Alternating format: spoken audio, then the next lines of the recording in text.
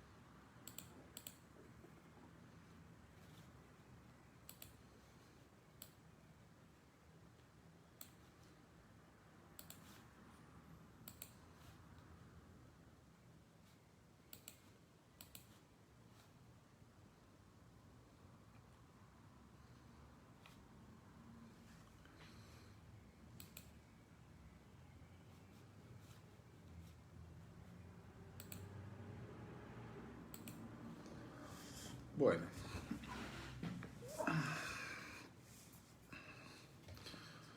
voy a dar un minuto más a ver si se conecta alguien, si no arranco a grabar la clase. Mientras les voy comentando que ya esta semana arrancamos con los contenidos para el segundo parcial, ¿sí? Eso tiene varias implicancias. Una, que van a notar que hay un cambio bastante drástico en cuanto a los contenidos de la materia. Ahora viene la segunda parte, que tiene muchísima más matemática, muchísimos más gráficos, ¿sí? Y después van a ver que a partir de ahora vamos a empezar a usar el libro de una manera bastante más ordenada, ¿sí? Antes, como ya saben a esta altura, todos los contenidos estaban en el libro, pero dispersos en diferentes capítulos, ¿sí? Encontraban cosas hacia el final, cosas al principio, algunas cosas, digamos, algunos temas tenían una parte al final y otra al principio, ¿no? Digamos, entonces, a partir de ahora van a notar que vamos a ir un poco más ordenado con los capítulos del libro. Les cuento, a ver. Para esta... Por eso van a tener muchos menos paper para leer, ¿sí? Hay algunos, pero van a ser muchos menos que para la primera parte. Porque la idea es que vayan siguiendo y vayan trabajando con el libro. Como siempre, lo ideal es que tengan una lectura previa de los capítulos antes de las clases, cosa de que la clase sirva para profundizar y para reforzar aquello que ustedes ya leyeron. Bueno, caso de hoy vamos a arrancar con poblaciones.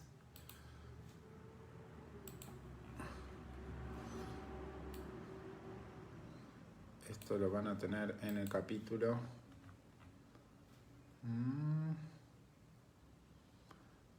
9 y quizás alguna cosita del 10. Y la semana que viene vamos a ver el 10 sobre todo. Bueno, vamos a arrancar. En el campus tienen para este tema 2 PowerPoint. Uno, el primero, habla sobre algunas cuestiones generales de estadística. Digamos, sabemos que a esta altura de la carrera, si vienen haciendo la carrera siguiendo la currícula, todavía no vieron estadística o no sé si no están cursando estadística al mismo tiempo. Entonces lo que nosotros hacemos es brindarles herramientas muy sencillas sobre algunos conceptos que sí vamos a usar, aunque se suelen mencionar en los papers y en algunos temas que vamos a tratar, ¿sí? Cosas muy simples. En principio, recordar que la estadística es una ciencia que estudia la manera en que se puede recolectar, se puede analizar, interpretar la información proveniente de una población. Ojo que acá, cuando estamos hablando de estadística, no estamos hablando de una población biológica en el sentido de que le damos nosotros en la ecología, sino que estamos hablando de un conjunto de datos. ¿Sí? Esos datos también pueden ser extrapolados a casos similares. ¿Sí? Todo esto es lo que trabaja la estadística. Tiene diferentes áreas de las que se ocupa. Una es el diseño, el diseño básicamente de la investigación, ¿no? Es decir, que consiste en cómo se va a desarrollar esa investigación para dar respuesta a las preguntas que uno plantea. No es lo mismo encarar un estudio que no es lo mismo las herramientas que uno va a estudiar cuando, por ejemplo, trabaja con algún trabajo en laboratorio o con alguna muestra de laboratorio, que con alguna población natural, ¿no? Requiere un diseño de esa investigación particular. Después hay una parte que se llama estadística descriptiva, ¿sí? Que se dedica a describir y a resumir toda la información que uno origina a partir de lo que está estudiando, ¿sí? Esto implica, estos son diferentes cálculos, diferentes medidas, así como también gráficos, tablas, que permiten visualizar y describir toda la información que uno recolectó. Y después tenemos la estadística inferencial, que permite hacer inferencias, es decir, en base a esos datos que nosotros tenemos, podemos hacer predicciones sobre un fenómeno particular. ¿Sí?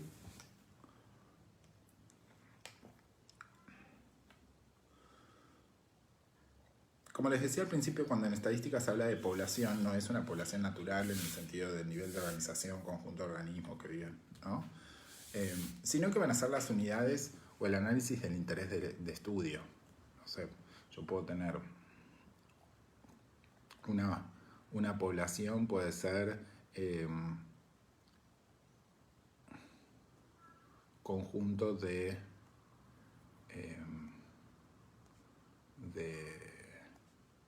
puedo pensarlo como un conjunto de muestras de laboratorio, no de muestras, sino como el conjunto de tubitos de sangre que se sacaron a una cantidad de personas que yo tengo en un laboratorio. Eso puede ser una población en el sentido estadístico. ¿Sí? En el sentido biológico yo puedo tener el conjunto de árboles de algún lugar al cual yo le tomé una medida. Entonces esas medidas representan mi población. ¿Sí? El conjunto total o las unidades de análisis es lo que nosotros consideramos una población. Dentro de esa población yo puedo tomar una muestra, digamos. Muchas veces en ecología es muy difícil abarcar la totalidad de esa población estadística. Entonces yo lo que voy a hacer es hacer un muestreo y tomar una muestra, una fracción de esa población, ¿sí? Que lo interesante o lo que tengo que asegurarme es que esa muestra que yo voy a tomar sea representativa de la población. ¿Qué quiero decir con que sea representativa? Estadísticamente quiere decir que cada elemento de la población tiene que tener igual chance de ser muestreado. Eso quiere decir representativa. Pero imaginemos esta situación. Yo tengo una población de árboles que tienen hojas de 3 colores diferentes, ¿no? Esa es mi población y tengo árboles con 3 hojas de colores. O con 3 hojas de diferentes colores. No, perdón. Con hojas de 3 colores diferentes. Ahí está. Si yo tomase una muestra y en mi muestra solo aparecen 2 colores, esa muestra no es representativa de la población. Porque evidentemente mi técnica de muestreo evitó que yo pudiera colectar muestras de árboles de un color particular. Por eso mi muestra no aparece. Entonces esa muestra no está siendo representativa, no me está dando un panorama completo de la población. ¿Sí? Puede ser por un problema de muestreo, puede ser por un problema de la técnica que elegí para muestrear. Puede ser también porque el número de elementos de mi muestra es muy pequeño. ¿Sí? He tomado recolecté pocos individuos, entonces al colectar pocos no llegué o no tuve o la probabilidad de colectar muestras de ese árbol particular era tan pequeña que no la tuvo. Entonces, en ese caso tampoco es representativa. Entonces, una muestra tiene que tener un tamaño particular en función de la población y tiene que tratar de tener todos los elementos o contener la mayor variación posible, ¿sí? Que sea representativa de esa población. Obviamente que para definir el tamaño de muestra y cómo tengo que tomar esa muestra hay diferentes técnicas, ¿sí? Nosotros no vamos a ver esas diferentes técnicas, pero tengan en cuenta que es un paso muy importante porque yo voy a trabajar a partir de mi muestra y en función de mi muestra voy a hacer inferencias sobre la población. ¿Tá? Pero volvamos a lo mismo. Si la población es muy grande, por ejemplo yo tengo 1 millón de árboles y yo tomo una muestra de 5 individuos, esa muestra no va a ser representativa de esa población porque en 5 individuos no puedo contener o no puedo representar la variación que pueda haber en esa población generalmente, ¿sí? Entonces obviamente que eso va a depender, el tamaño de la muestra va a depender también del tamaño que pueda llegar a tener esa población y de la variación que pueda llegar a tener esa población, ¿sí? Entonces, en resumen, una población es el conjunto total de elementos o unidades que yo voy a analizar. Una muestra es una fracción representativa de esa población, ¿sí? A partir del cual yo voy a trabajar, voy a usar los datos, voy a tomar los datos de esa muestra, ¿sí?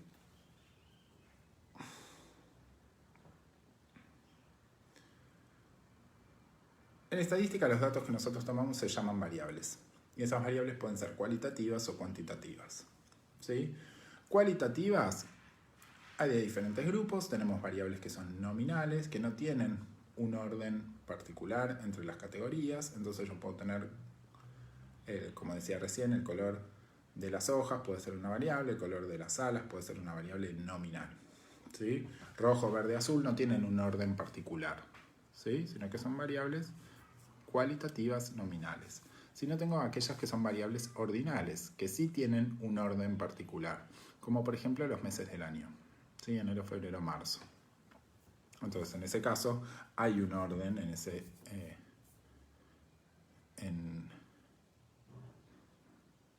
esas variables, ¿sí? Por ejemplo, tamaño pequeño, mediano, grande también puede ser una variable ordinal. El otro grupo de variables son las cuantitativas. Estas variables son también de dos tipos y tenemos variables discretas y variables continuas.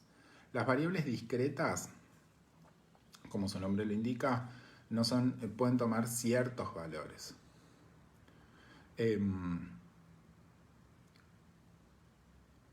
Entonces, por ejemplo, generalmente son números enteros, ¿no? Entonces yo puedo trabajar con, por ejemplo, el número de descendientes, número de hijos, número de hijas.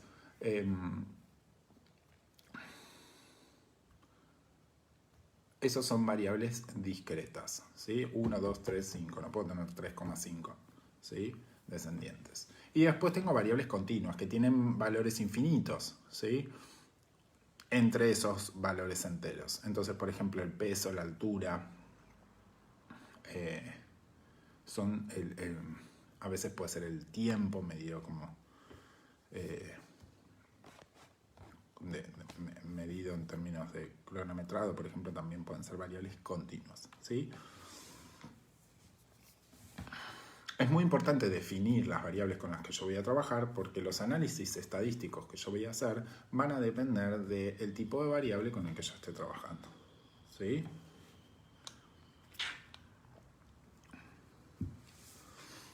Ahora bien, como dijimos, la estadística descriptiva, una de las cosas que hace es trabajar con medidas de resumen, es decir, describir de una manera simplificada ese conjunto de datos. Imagínense que ustedes tomaron el color de las hojas, la altura de los árboles, el diámetro del tronco,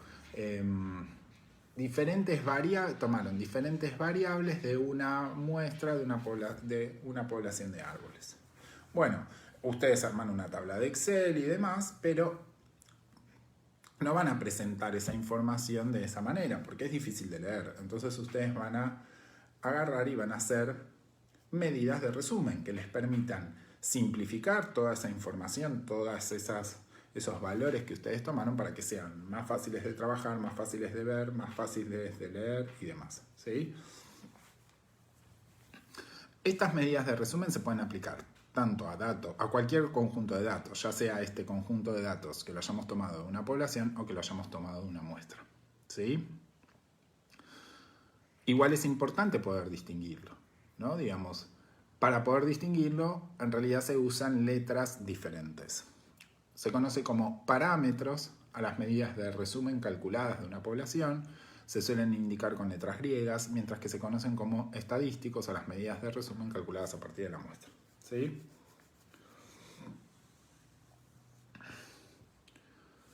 Y esto se usan letras comunes, ¿está? Las medidas de resumen hay un montón, pero en principio podemos hablar de dos tipos: medidas de posición y medidas de dispersión.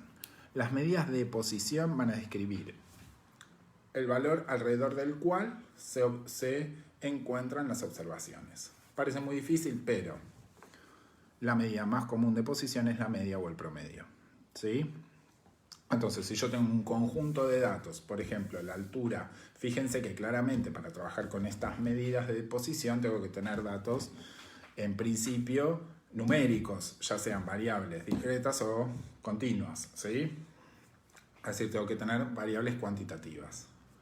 Entonces, en principio, lo que decimos que la medida de posición describe un valor alrededor del cual se encuentran las observaciones. Entonces,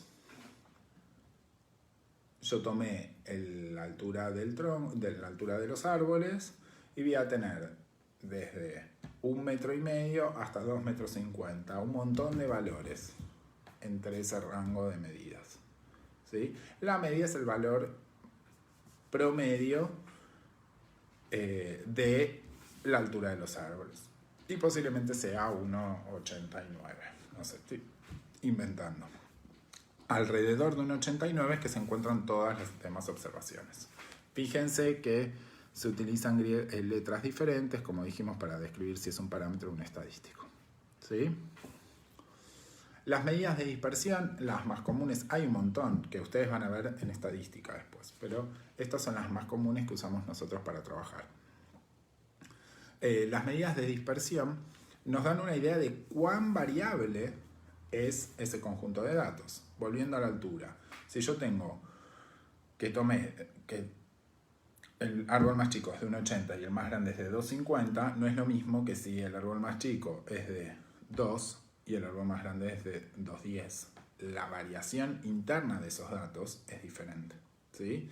Y eso se mide con la varianza y el desvío, que nos permiten explicar esa variación, ¿no? Vamos a verlo gráficamente. En la siguiente diapositiva tenemos un ejemplo. Tenemos dos muestras, en este caso, bueno, dos poblaciones. Fíjense, las letras que estamos usando son poblaciones, ¿sí? Entonces podemos decir que son poblaciones. Tengo diferentes valores, vayamos con la que está arriba, tengo valores 15, 16, 17, 18 y 19. Calculo el promedio, me da un valor de 17. Entonces, ¿qué significa ese valor de 17? Que alrededor, un poquito más arriba de 17, un poquito más abajo de 17, se encuentran la mayoría de los datos, ¿sí? Fíjense la dispersión. La dispersión que tienen va de 15 a 19, ¿sí? Y ahí calculamos el desvío, que ahora vamos a ver cómo se hace. Fíjense que ese desvío vale 1,29. ¿Qué significa ese valor de 1,29? Tengo que pensar en la media. Entonces digo, 17 es el medio. 1,29 unidades para arriba y 1,29 unidades para abajo, entre esos valores se va a encontrar la mayoría de los datos. Fíjense, 17 más 1,29 me da 18,29. 17 menos 1,29 me va a dar 15,71. Entonces, entre 15,71 y 18,29 se encuentra la mayoría de los datos. Eso es lo que me dice el desvío. Fíjense, si nosotros vemos, tiene razón ese valor. Los únicos datos que me quedan afuera es el de 15 y el de 19, pero el resto están todos metidos en ese rango. ¿Sí? Miremos la situación de abajo. Tengo 13, 14, 15, 17, 20 y 23. Calculo el promedio es exactamente el mismo, 17. Pero fíjense que si ahora miramos la dispersión que tienen esos datos, esa dispersión es mucho más grande. Porque los valores están entre 13 y 23. Arriba estaban entre 15 y 19. Entonces fíjense que los datos están mucho más dispersos. Cuando calculo el desvío, ¿sí?, veo que ese desvío es mucho más grande, 3,5. ¿Qué me está queriendo decir eso? Que la mayoría de los datos van a estar 17, de 17, 3,5 unidades para arriba y 3,5 unidades para abajo. Es decir, va a estar entre 13,5 y 20,5. Entre 13,5 y 20,5, entre ese intervalo que van a estar la mayoría de los datos. Fíjense que nuevamente los números tienen razón, ¿no? Digamos, entran todos los datos menos el 13 y el 23. Esa es la idea de la media y del desvío. Por eso fíjense que es muy importante acompañar a la media con una medida de desvío. Porque la media puede ser muy similar o puede ser igual, pero el desvío diferente. Y eso me da esta idea de dispersión. Arriba los datos en una dispersión menor y abajo una dispersión mayor.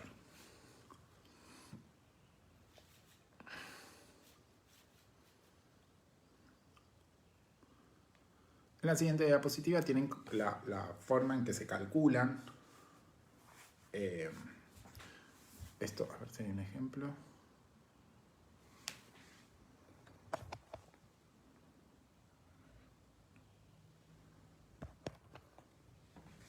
Bueno, tienen la forma en que se calculan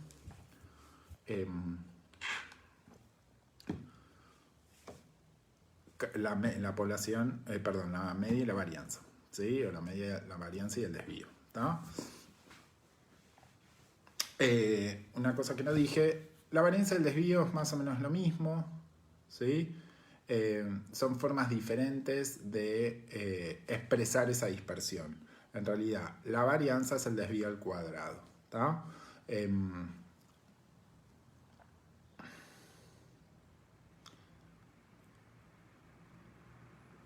Pero la idea, el significado es más o menos el mismo, ¿tá?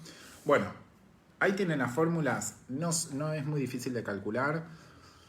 Si tienen dudas de cómo se calcula esos valores, seguramente Ale va a estar subiendo un videito en el práctico. Esto lo van a tener que trabajar en el práctico, así que no me voy a detener en cómo se calcula, ¿sí? Pero tienen, lo único que tienen que prestar atención es que la varianza de la población y de la muestra tienen una pequeña diferencia, ¿sí? Que es sobre qué están dividiendo. Para la población dividen sobre el número total de casos, para la muestra dividen sobre el número total de casos menos 1. Ojo con esa diferencia, ¿está? Bueno. Entonces, esta parte inicial es para tener un lenguaje común en cuanto a algunas cuestiones estadísticas. Media, varianza, desvío, que son cosas que van a tener que usar y van a tener que calcular, ¿sí? Ahora sí vamos a meternos de lleno con las propiedades, con el nivel de organización de poblaciones, ¿sí? Recordemos algunas cuestiones. Una población era un conjunto de individuos de la misma especie que ocupan un lugar y un tiempo determinado, que interaccionan entre sí, que tienen la misma probabilidad de cruzarse. Ahí le agregué a esa definición esta última oración, ¿no? Que tienen interacción entre sí, que tienen la misma probabilidad de cruzarse. Esa frase es un sinónimo del concepto biológico de especie, ¿no? Digamos, lo pongo ahí para reforzarlo ese concepto, porque no quiero que confundan población con el concepto de especie y con el concepto de organismo, ¿no? Digamos, suelen ser tres palabras que a la hora de hablar, a la hora de escribir, suelen confundirlas, ¿sí? Suelen no darse cuenta si están hablando de una población, de una especie, a veces incluso la palabra organismo se mete ahí de manera rara, ¿sí? Entonces, ojo, tengan presente que, esto ya lo mencionamos cuando hablamos de individuos, pero tengan presente que la palabra organismo podemos estar haciendo referencia a un individuo particular, ¿sí? Un perro, un gato, una persona, al nivel de organización de individuos, ¿no? Que ese nivel de organización tiene ciertas características y ciertas propiedades emergentes, ¿sí? El concepto de población es un nivel de organización que implica un conjunto de organismos, de individuos particulares que son todos de la misma especie y que ocupan un lugar y un tiempo determinado. Entonces, los perros, un conjunto de perros que están hoy en un lugar particular, forman una población diferente a un conjunto de perros que están en Australia en este momento. Son poblaciones diferentes, porque no hay interacción, no están en el mismo lugar. También un conjunto de perros de ese lugar hoy están en un lugar particular, son de una población diferente, un conjunto de perros que estuvieron en ese mismo lugar hace 50 años. También son una población diferente, ¿sí? Porque no están en el mismo tiempo, ¿tá? Todos los perros, sean los de hoy, los de ayer, los del futuro y los que están en diferentes lugares del planeta, son todos de la misma especie. Recuerden que la palabra especie hace referencia a organismos que tienen la misma probabilidad de entrecruzarse. Es decir, tienen toda la maquinaria genética que les permite cruzarse y dejar descendencia fértil. No necesariamente están en el mismo lugar, no necesariamente están en el mismo tiempo, sino que se define por otra cuestión. Se define por una cuestión biológica de maquinaria genética que permita esa reproducción, ¿sí? De hecho, la especie no es un nivel de organización. Pertenece a otra categoría, ¿no? O a otro sistema de clasificación que es el sistema taxonómico, ¿tá? Entonces tengamos presente esas cuestiones. ¿Qué nos falta para completar esta definición? Por supuesto, esas propiedades emergentes, que como habíamos dicho, las propiedades emergentes podían ser estructurales, que iban a describir la forma, o funcionales, y que todos los niveles de organización tenían propiedades estructurales y funcionales, ¿sí? ¿Cuáles son esas propiedades estructurales de las poblaciones? Bueno, aquellas que describen cómo está organizada la población, cuáles son las características espaciales y de conformación de esa población. La disposición espacial, la densidad, la proporción de sexos, la estructura de edades. Ahora vamos a hablar de cada una de ellas. Las propiedades funcionales van a estar describiendo cómo se va a comportar esa población en el tiempo. Es decir, vamos a pensar esa dinámica temporal. Es decir, cómo se va a comportar a lo largo del tiempo esa población. Y ahí tenemos la tasa de dispersión, la de natalidad, la de mortalidad y la de crecimiento, ¿sí? Vamos a arrancar con las propiedades estructurales. Recordemos que van a describir la forma. Es como yo siempre les digo, es como si ustedes sacaran una foto y vieran ciertas características de cómo está organizada esa población, ¿no? Una de esas características puede ser lo que llamamos la disposición espacial. Cómo están ubicados los individuos dentro de esa población. No es lo mismo si están todos juntos en un lugar, si están todos separados, ¿sí? Eso hace referencia a esa disposición espacial. Esta disposición está influenciada por un montón de características. Una de ellas van a ser características ambientales, ¿sí? Recordemos que los individuos van a estar ubicados principalmente donde los factores ecológicos se lo permitan, porque ya vimos que hay distintos márgenes de tolerancia para cada uno de esos factores ecológicos. Entonces, si pensamos en un árbol, bueno, el suelo tiene que tener ciertas características. Entonces, yo, si tengo un área que es heterogénea y que tiene características del suelo diferentes, bueno, los árboles van a ubicar los espacios donde el suelo se lo permita. Obviamente que también hay un factor aleatorio, donde cayeron las semillas y crecieron esos árboles. ¿Sí? Y también hay cuestiones de barreras geográficas que limitan el movimiento de esos organismos o la dispersión de esos organismos. ¿Sí?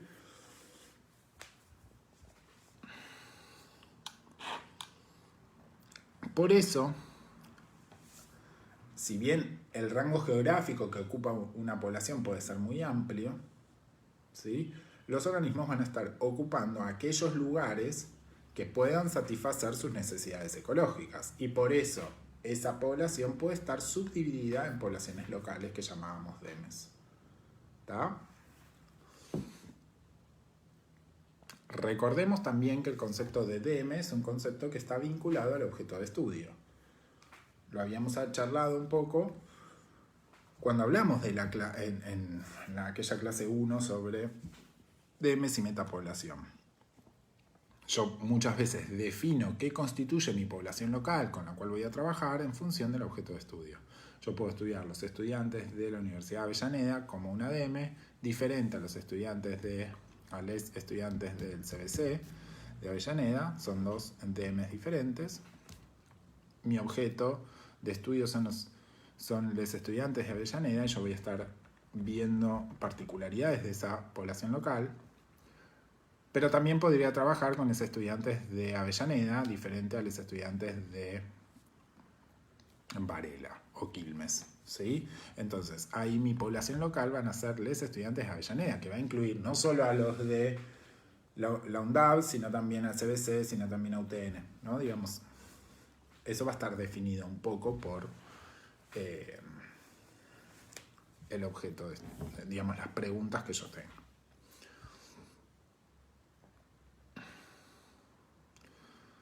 Existen diferentes tipos teóricos, si ustedes quieren, de disposiciones espaciales.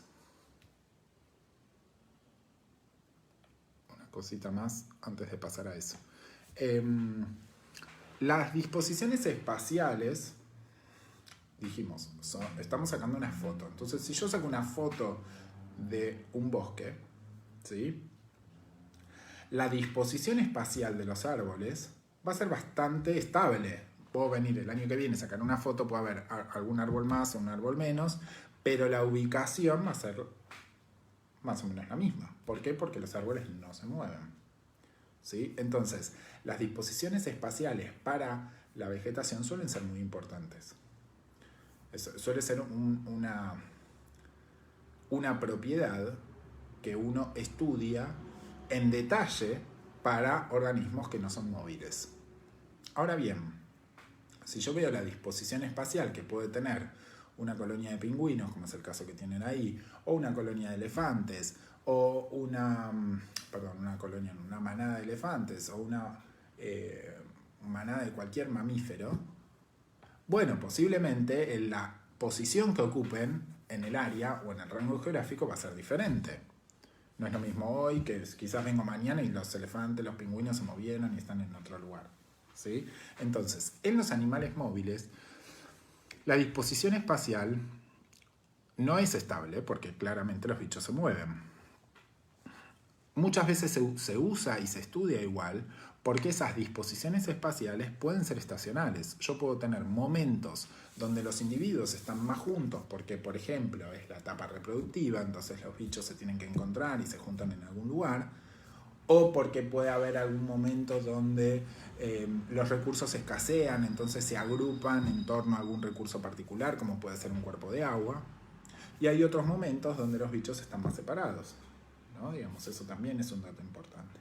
Pero tengan en cuenta que esa disposición espacial es menos estable en los organismos móviles que en los organismos sésiles, ¿tá?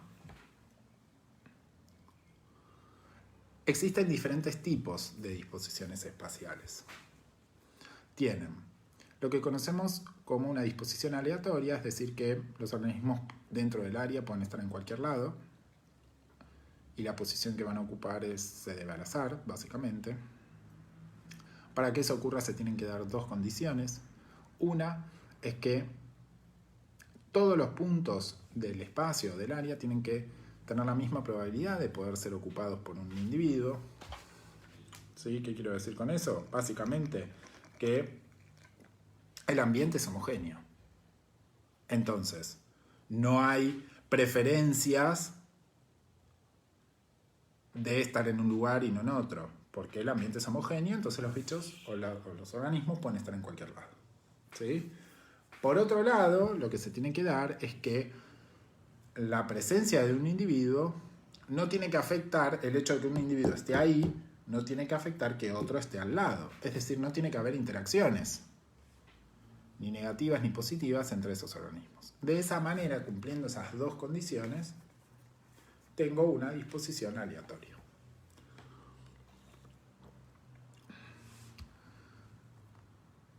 Ahí tienen el gráfico de cómo sería una disposición aleatoria, ¿sí?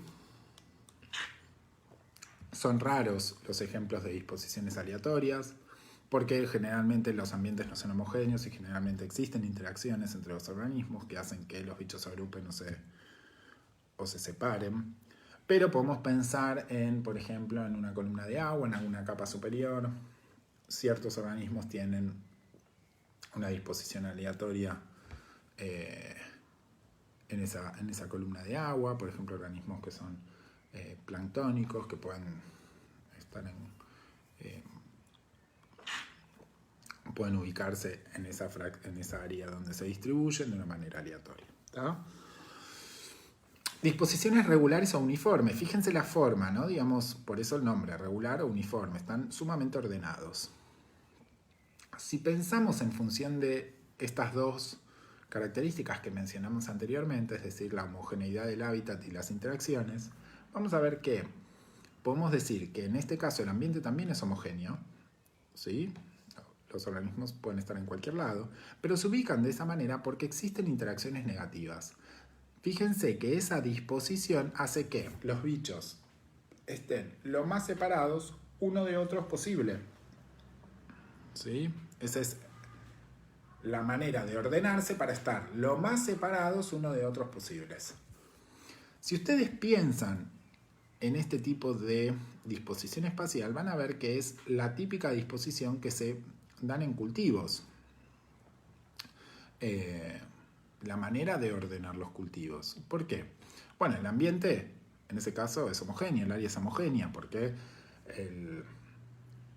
el productor se va a ocupar de que así sea, ¿no? Fertiliza, mueve la tierra, airea, saca malezas, deja todo peladito, todo homogéneo. Y después ubica los plantines, las semillas, los arbolitos, lo que sea que esté plantando, de manera tal que no haya interacciones entre esos individuos. Digo, yo pongo uno acá y yo sé que si ustedes miran un paquetito de semillas, siempre dice, bueno, plantar a 30 centímetros una semilla de otra. Bueno, esos 30 centímetros, ¿qué me asegura o qué le asegura al productor? Que las plantas no se van a molestar. No van a estar tan pegadas que el agua no va a alcanzar para las dos o que los nutrientes no van a alcanzar para las dos, ¿sí? Entonces la ubicamos lo más separados posible. Naturalmente ese proceso sería, bueno, yo me voy a poner acá porque no hay una interacción negativa con el organismo que tengo al lado, entonces me ubico acá para separarme lo más posible porque esa interacción negativa hace que yo me aleje lo más que pueda de otro individuo. ¿Sí? Entonces fíjense que esto es común, este tipo de disposición es común en agroecosistemas, ¿sí? O en ecosistemas forestales. ¿Tá?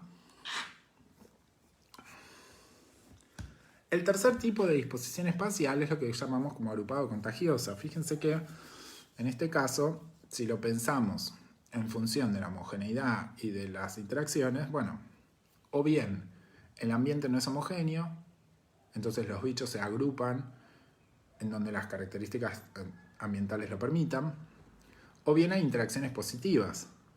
Los bichos se agrupan porque se benefician de esa interacción, o ambas al mismo tiempo, o ocurren ambas cosas al mismo tiempo. ¿Tá?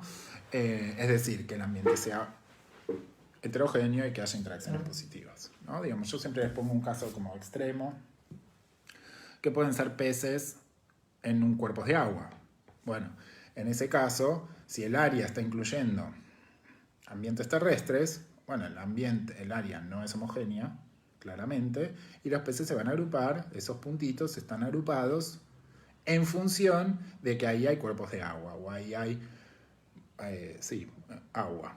Entonces, ahí voy a tener una disposición agrupada contagiosa. En términos macro, lo que vemos, este tipo de disposición espacial es la que determina los diferentes DEMES, lo que mencionábamos anteriormente, ¿no? En el rango geográfico de distribución de una población, vemos que ciertos individuos están agrupados en diferentes lugares, y eso tiene que ver básicamente con las condiciones ambientales.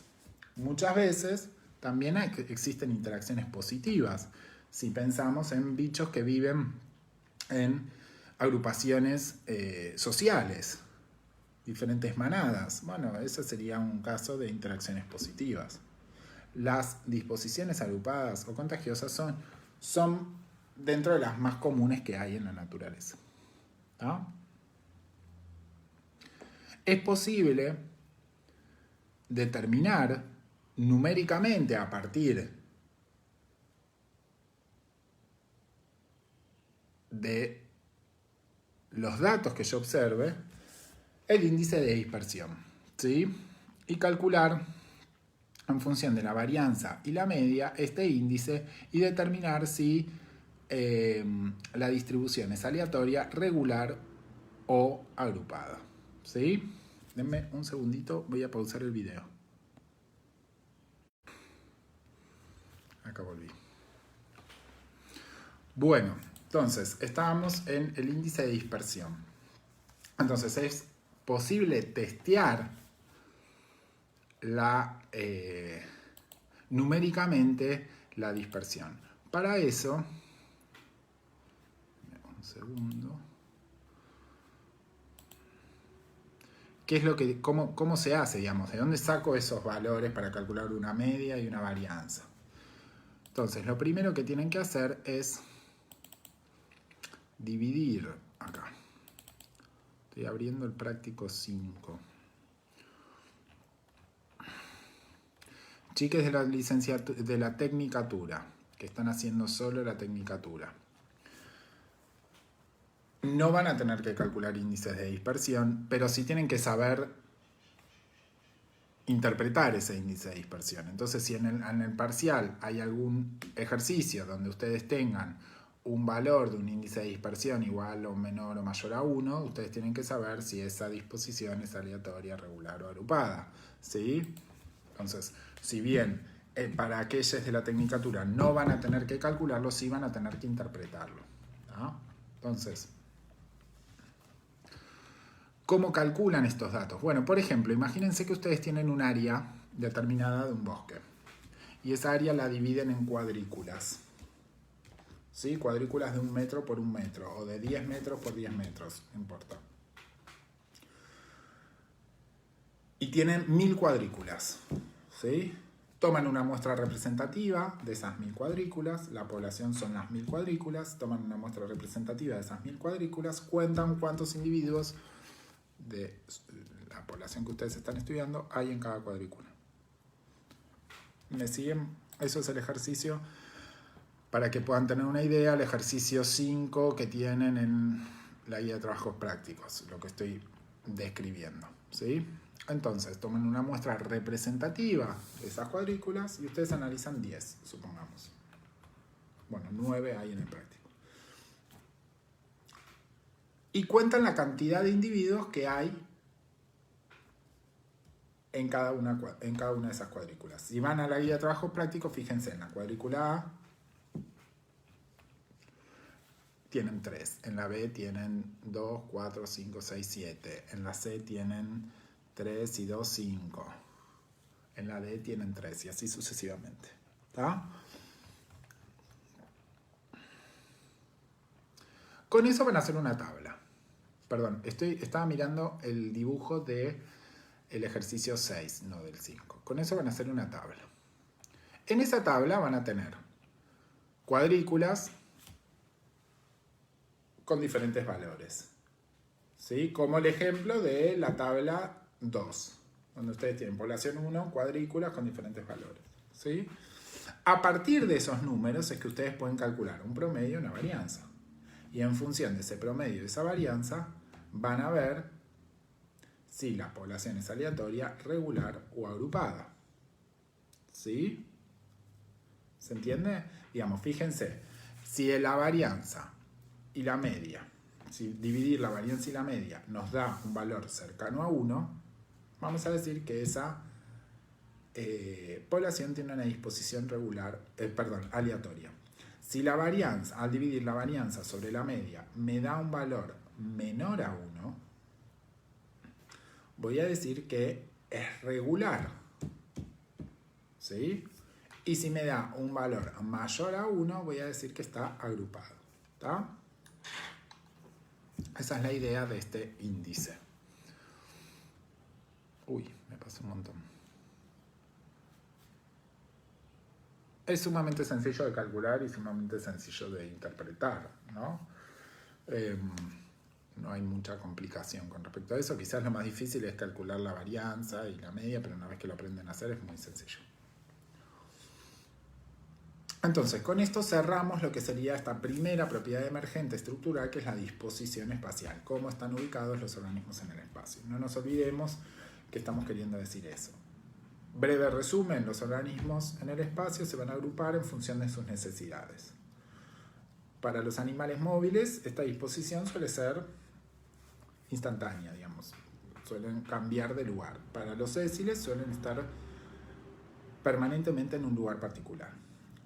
Puedo determinar si esa disposición es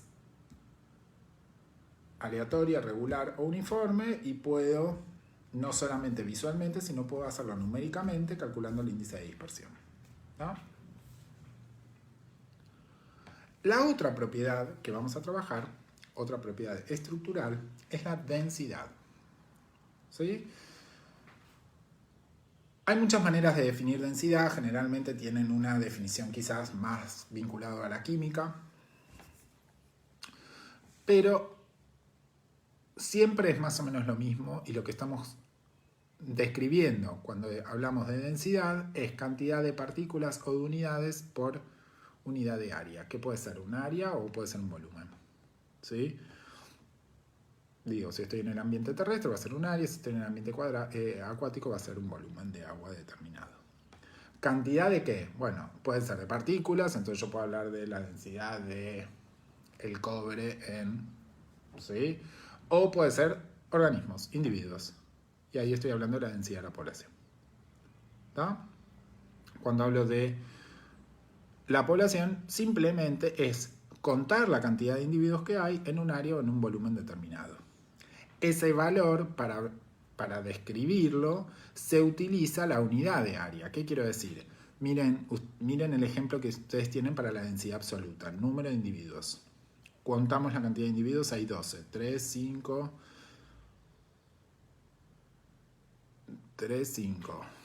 7, 9, 10, 11, 12. ¿Sí? Esos individuos, ¿en qué área están? En un área de 4 kilómetros cuadrados.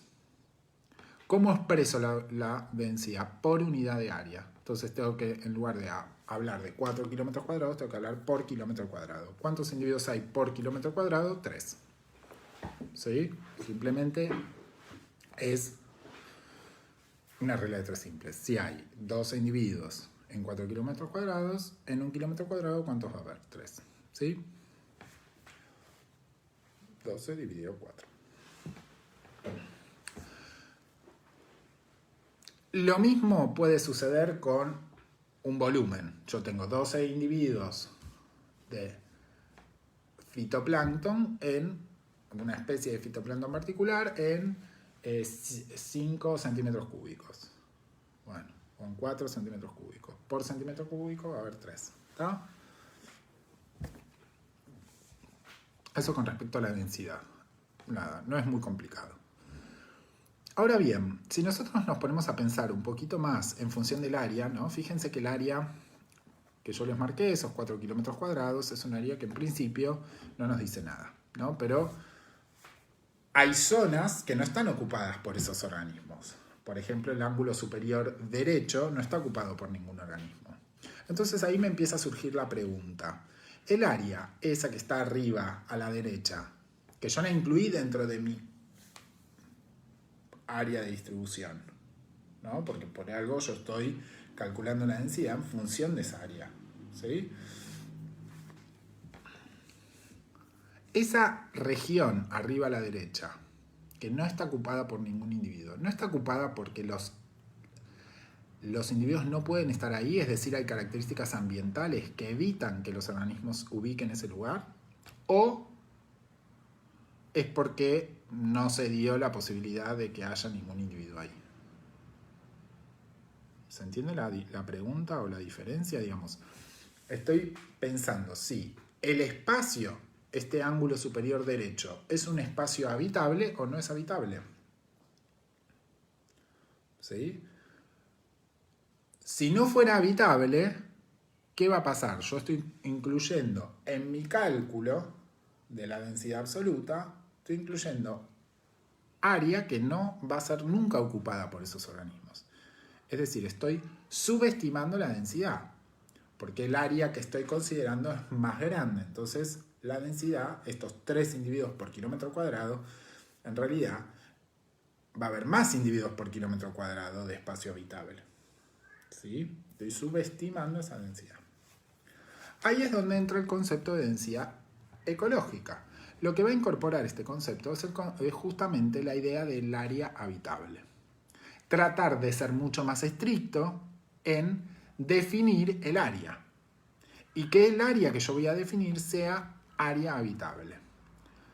Si nosotros hacemos eso con este ejemplo y determinamos que en realidad el área habitable es lo que está en amarillo, no todo ese espacio de 4 kilómetros cuadrados, sino lo que está en amarillo, ¿sí?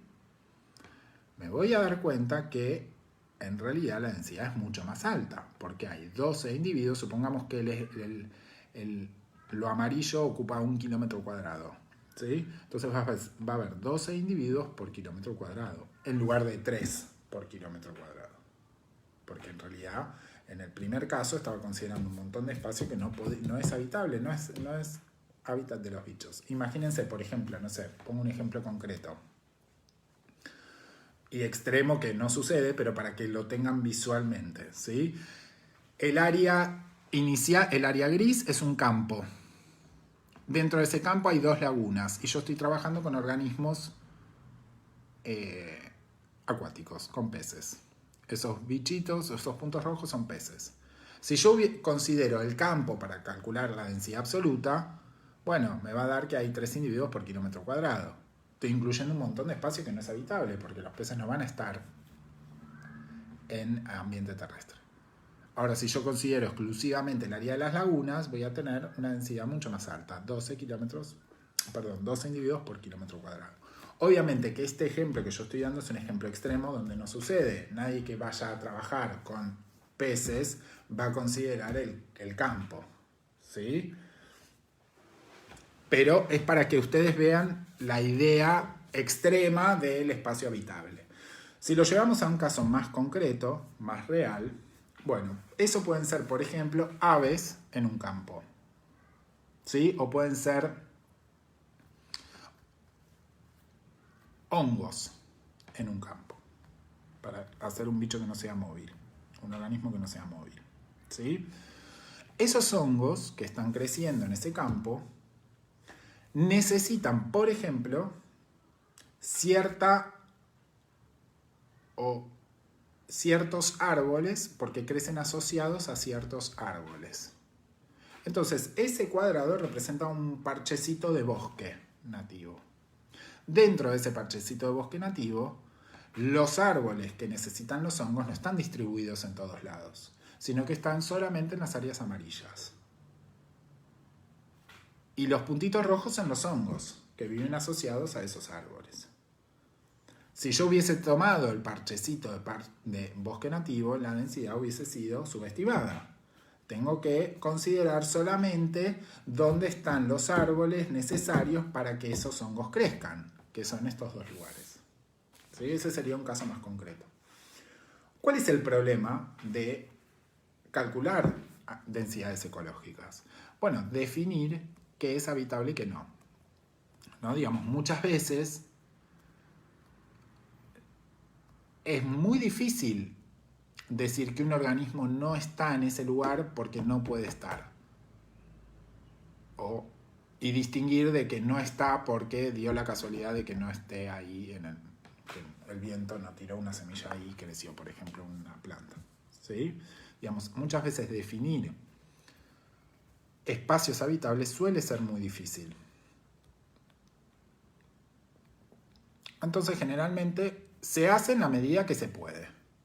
Uno trata de ajustar el cálculo de la densidad lo más que pueda en función del conocimiento que tenga de la población con la que está trabajando, ¿no? Digamos, imagínense que este ejemplo que yo di de los hongos, bueno, yo tengo que tener una idea de cómo es de cuáles son las preferencias ecológicas de ese hongo y dónde crece ese hongo y dónde no crece. Si yo no supiera eso, si yo no tengo esa información, porque es la primera vez que se estudia ese hongo en el país, entonces estoy encarando un estudio poblacional de una especie rarísima que apareció y yo no tengo esa información de que el hongo necesita ese árbol para crecer, bueno, seguramente tome el parchecito de bosque para calcular la densidad absoluta, la densidad de la población. ¿Tá? Después, quizás a medida que yo voy profundizando el estudio y me voy dando cuenta que el hongo necesita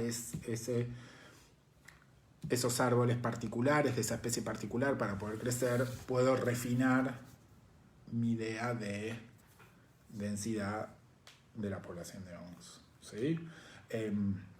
Así que se hace en la medida en que se puede. Cuanto más información se tenga, uno puede ser más preciso en el cálculo de la densidad.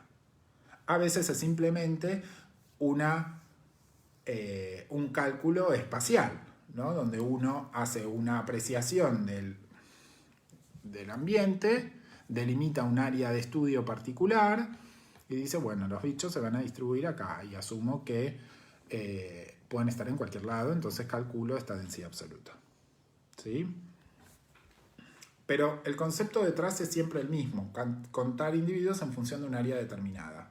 Lo que diferencia la densidad absoluta de la ecológica es el área que yo voy a estar trabajando. En la densidad ecológica tengo un área mucho más restringida, producto de que tengo mucha más información y de que estoy considerando el espacio habitable. ¿Sí?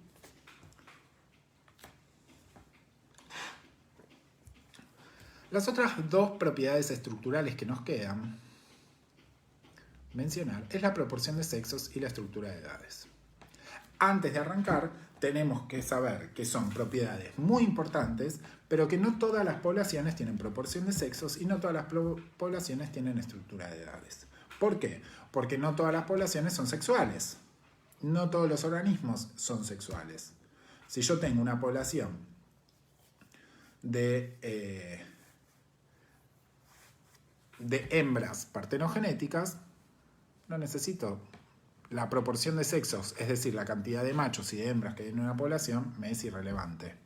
Lo mismo que si tengo, organismos que son hermafroditas. La proporción de sexos me es irrelevante.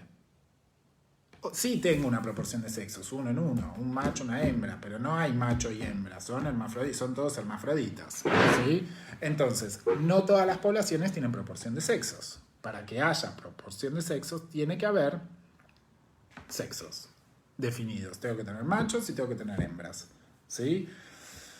Tengan presente que los estudios poblacionales también son muy importantes en seres humanos, donde la proporción de sexos, bueno, ahora quizás esto está cambiando un poquito y se habla más de género que de sexo, pero suelen en muchos lugares seguir esta distinción en los censos, por ejemplo, de sexos. ¿Sí?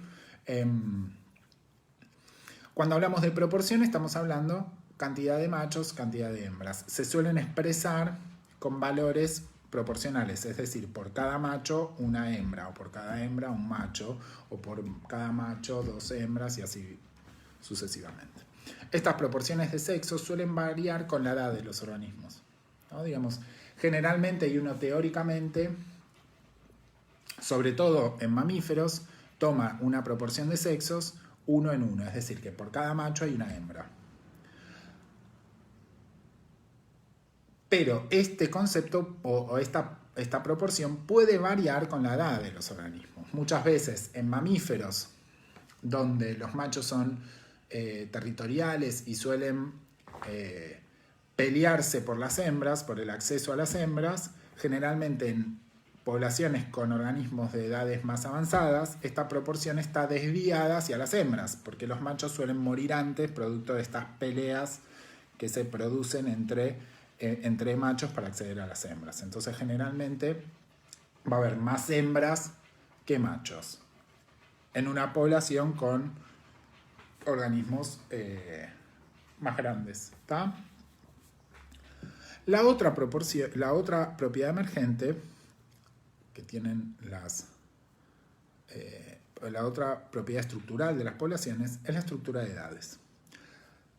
Es decir, es el número de individuos que hay de cada edad o de cada clase de edad. ¿No? Digamos, de cada edad sabemos y decimos, no sé, pensemos en un censo de una población de seres humanos. Bueno, hay 10 individuos de un año, 12 de 2, 13, eso es la estructura de edades, cantidad de individuos por edad. ¿Sí? Muchas veces, para los seres humanos es fácil determinar la edad porque hay todo un registro que permite hacerlo, ¿no? Pero en poblaciones animales o en vegetales a veces es mucho más difícil determinar la edad absoluta, es decir, 1 año, 2 años, 3 meses, 5 meses de los organismos. Hay algunas estrategias y algunas maneras aproximadas de poder hacerlo. Seguramente escucharon en algún momento el tema de los anillos de los troncos de árboles, de los anillos de crecimiento, ¿no? Que eso permite estimar la edad de los árboles.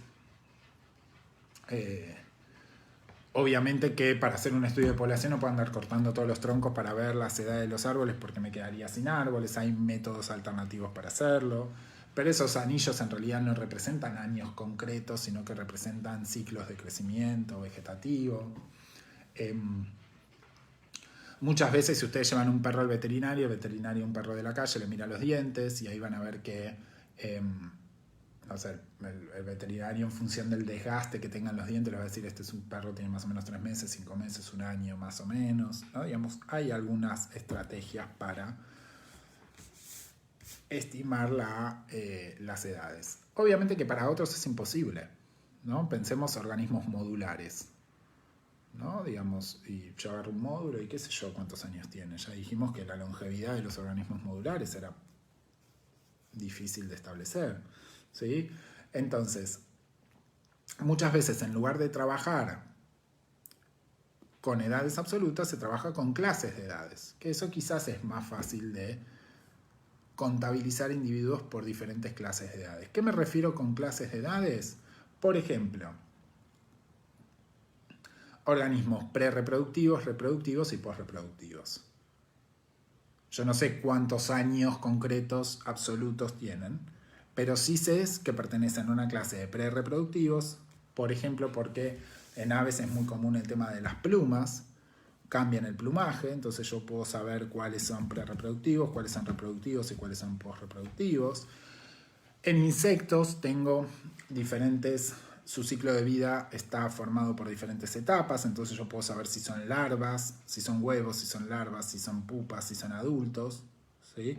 Entonces ahí tengo clases de edades, no sé cuánto vive con cada clase, pero más o menos es una larva, es un adulto, ¿sí? Esos son clases de edades, ¿tá?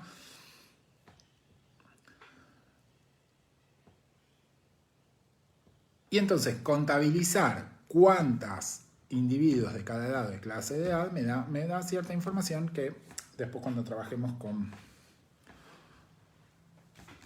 diferentes herramientas de poblaciones nos vamos a dar cuenta para qué sirve. Pero, por ejemplo, si yo tengo una población con muchos organismos viejos y ningún juvenil, es decir, imagínense que tienen una población con muchos organismos postreproductivos y ningún reproductivo y ningún juvenil, significa que esa población, bueno, tiene un problema porque no hay renovación, ¿no? Para que haya una estructura de edades en la población, es importante porque recuerden que dije hace un ratito que no todas las poblaciones tienen estructura de edades. Para que haya estructura de edades en una población tiene que haber superposición de generaciones. Tengo que tener diferentes generaciones coexistiendo. Lo cual a nosotros nos parece lo más natural del mundo porque nosotros somos una población, los seres humanos, forma poblaciones con superposición de generaciones. Entonces yo voy a tener en un mismo lugar coexistiendo la generación de abuelos, de padres, de madres, de hijes, ¿sí? Entonces tengo diferentes individuos de diferentes edades coexistiendo. Pero eso no sucede con todas las poblaciones. Imagínense poblaciones de plantas terófitas, ¿sí? Recuerden que las plantas terófitas eran aquellas que vivían un periodo corto de tiempo durante la estación favorable. Entonces, ahí va a haber una sincronización, por ejemplo, de la germinación. Entonces, todas las plantas van a germinar más o menos en el mismo momento, que es la época favorable, y van a vivir más o menos en el mismo tiempo. Y después se van a morir todas juntas, porque la época favorable termina y se mueren. Entonces, ahí no tengo estructura de edades.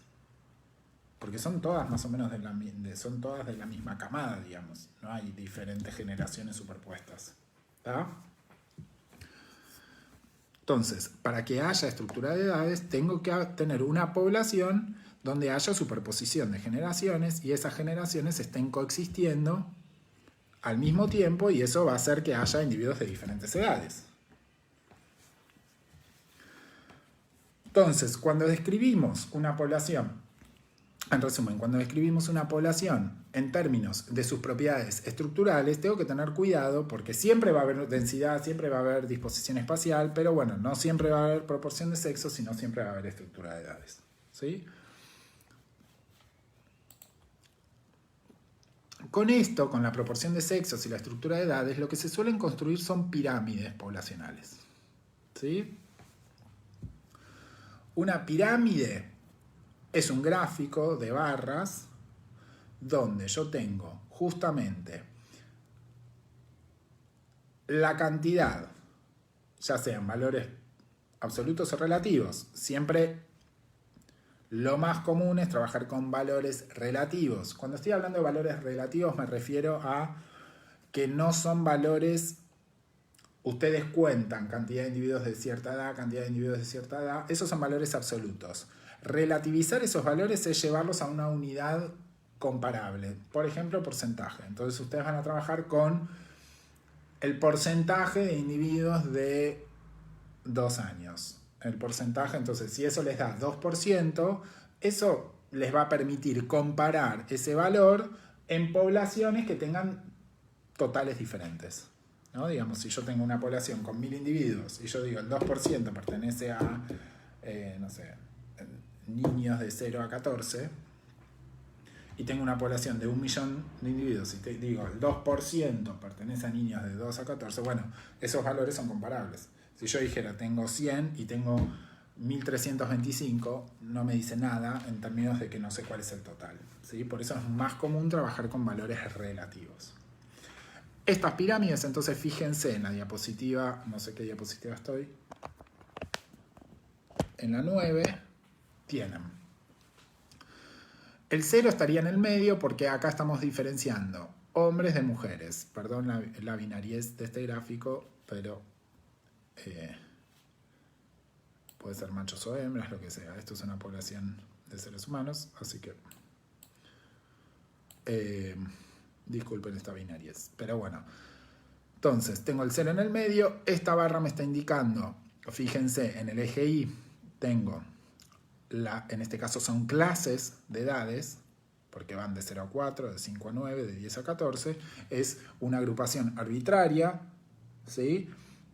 No son edades absolutas, pues si no yo tendría que poner 0, 1, 2, 3, 4, 5, hasta todas las edades. Estos son clases de edades de 0 a 4, de 5 a 9. La diferencia o la distinción de por qué de 0 a 4 y no de 0 a 5 la hicieron en función del que están estudiando.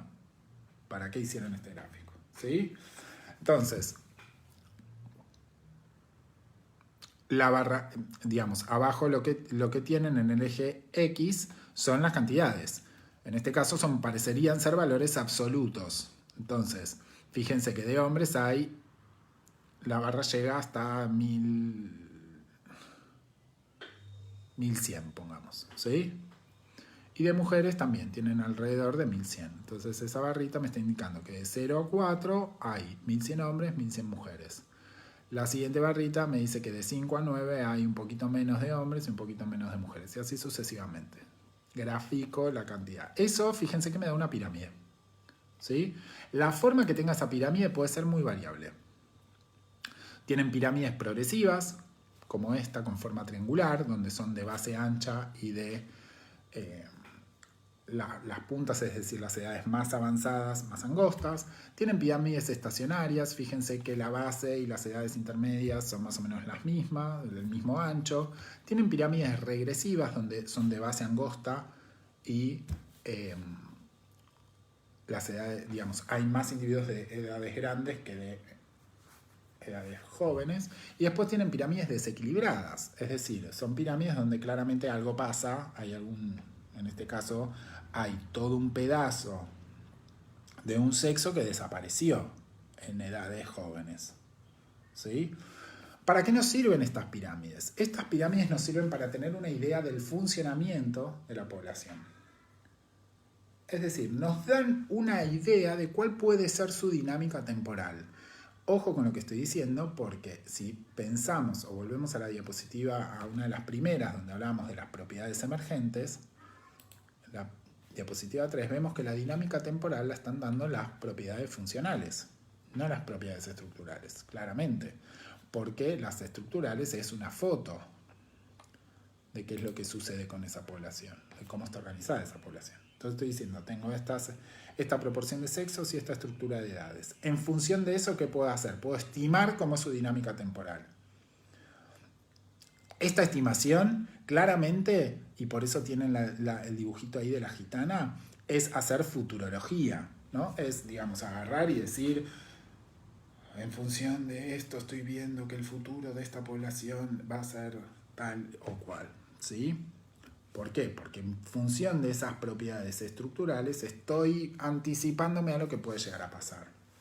Pero es basándome en la evidencia de hoy, ¿no? Fíjense, por ejemplo, una pirámide regresiva. Una pirámide regresiva tiene una base angosta y las edades avanzadas, los bichos más grandes, hay más cantidad. ¿Qué me está queriendo decir eso? ¿O qué es eso que me está indicando? Bueno, que hay poco, digamos, es una población donde hay pocos juveniles. Si las condiciones siguen como están ahora, posiblemente cuando estos juveniles sean adultos va a haber muchos menos adultos que los que hay ahora. Porque no está habiendo intercambio o no está habiendo recambio, parece ser, ¿no? Digamos, la idea es que si tengo un montón de adultos, bueno, esos adultos se reproduzcan y dejen un montón de juveniles. Eso no está pasando, sino que estos adultos no están dejando muchos descendientes, por eso hay menos juveniles. A futuro, estos juveniles van a ocupar ese espacio, entonces voy a tener todavía menos. Lo que puedo estar estimando es que esa población va a estar decreciendo, ¿sí? Va a estar siendo cada vez más pequeña. Por eso la pirámide se llama regresiva. Este tipo de pirámides es muy común en países europeos, ¿no? Donde hay muy pocos nacimientos. Las parejas no tienen hijes, ¿sí? ¿Eso necesariamente significa que la población está decreciendo? No, porque puede haber una política de Estado que diga, bueno, ok, no sé, vamos a pagarle 1 millón de euros a todas las parejas que tengan más de 2 hijos o hijas, entonces en ese caso se revierte esta tendencia. A futuro puede ser que la población creció un montón porque la gente se reprodujo un montón. También puede pasar. No es, por eso digo, es una estimación a futuro en función de la evidencia de hoy. Digo, esto es lo que va a pasar a futuro. ¿Va a pasar? Puede ser que no, porque puede ser que la tendencia se modifique por alguna razón, porque cambian las condiciones. Las pirámides progresivas, en términos sociológicos, suelen ser las pirámides de países bueno, el término es horrible, pero de países subdesarrollados, digamos, pero bueno, sabemos que el término es horrible, ¿está? Pero para que tengan una idea. Y las pirámides desequilibradas suelen mostrar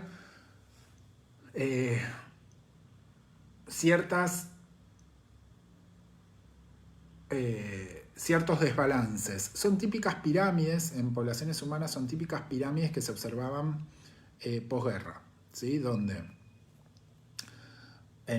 no sé, los hombres de edades intermedias, ¿sí? Solían ir a guerra, se morían un montón, entonces eso se reflejaba en la pirámide con un desequilibrio. Hay toda una clase o todo un grupo de edades o una clase de edades que era aniquilada en la guerra. Entonces eso generaba un desbalance. Y ahí claramente podemos ver que hay un desbalance, ¿no? Estas pirámides suelen darnos un montón de información sobre la que trabajar, saliendo de las poblaciones humanas sobre las que trabajar. Digamos, yo puedo identificar a través de una pirámide, por ejemplo, que hay cierta enfermedad que está afectando a bichos de un sexo particular, de una edad particular, y puedo tomar medidas en torno a esa evidencia, ¿sí?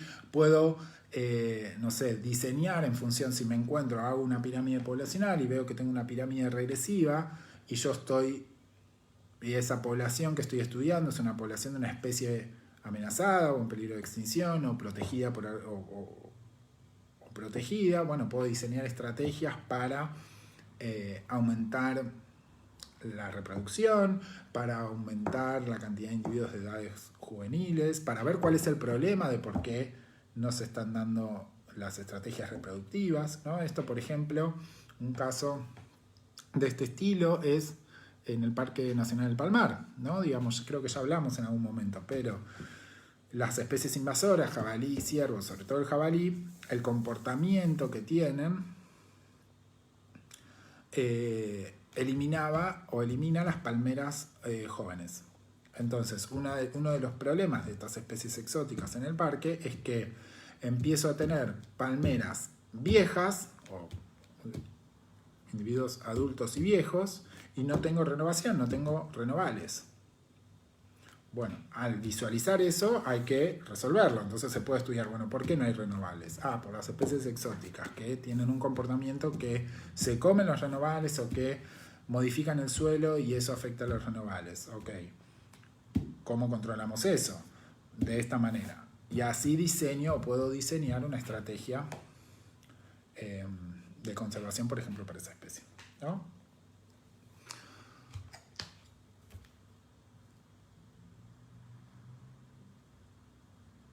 Bueno, con esto cerraríamos las propiedades estructurales de la población. Vamos a trabajar un poquito con las propiedades funcionales.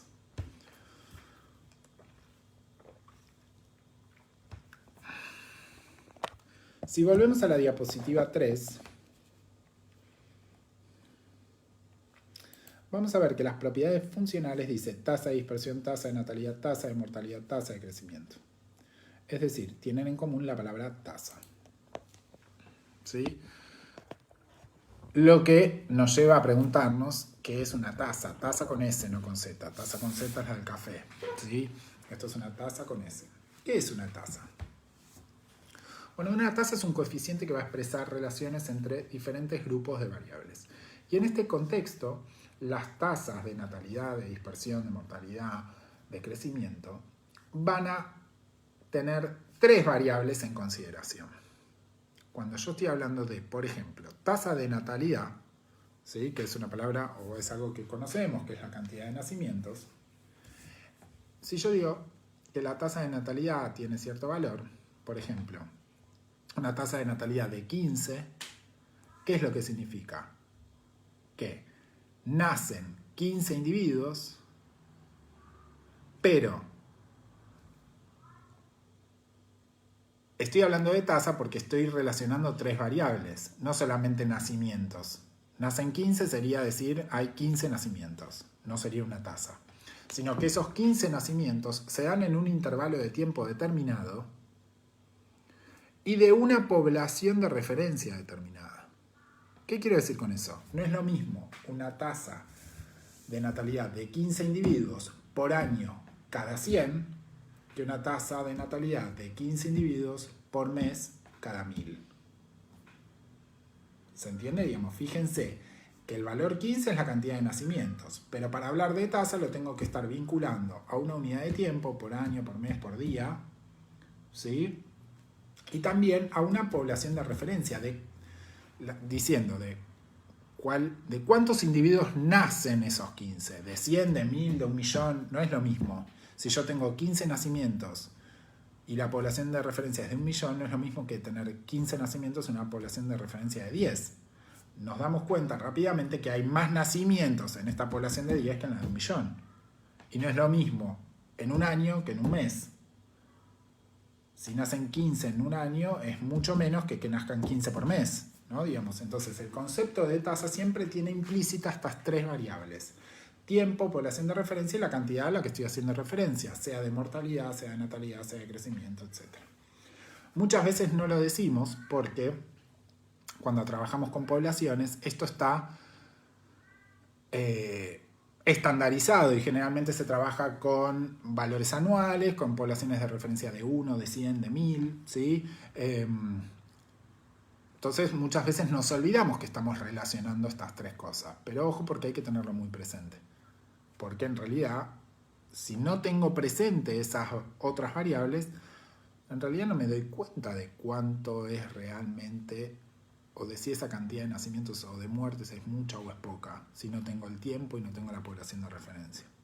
Insisto, decir, se mueren 15, ¿es mucho o es poco? Y no sé, depende. Si se mueren 15 en una población de 10.000 millones, es nada. Pero si se mueren 15 en una población de 20, es un montón, ¿no? Digamos como, eso es lo que me dice si es mucho o es poco. Se mueren 15 en 60 años, bueno, no es nada. Se mueren 15 en una hora y es un montón. ¿Se entiende? Digamos, tengo que tener presentes esas otras variables.